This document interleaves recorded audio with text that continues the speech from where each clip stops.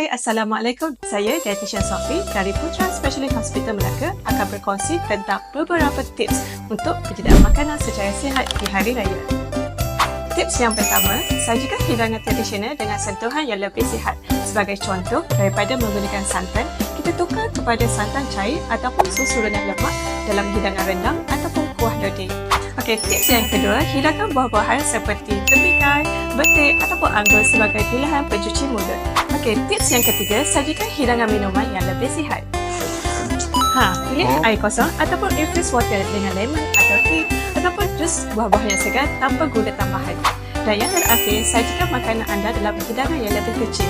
Yang penting, jika tetamu anda hanya mengambil sedikit sahaja makanan yang disediakan, janganlah berkecil hati. Mungkin tetamu anda sedang dalam fasa berdiet ataupun menjaga pemakanan mereka. Okey, akhir kata, ingat, Hari Raya bukanlah pesta makanan, tapi adalah masa yang terbaik untuk kita saling bermaaf-maafan dan mengadapkan hubungan silaturahim antara sesama umat Islam. Jemput rasa. Selamat Hari Raya.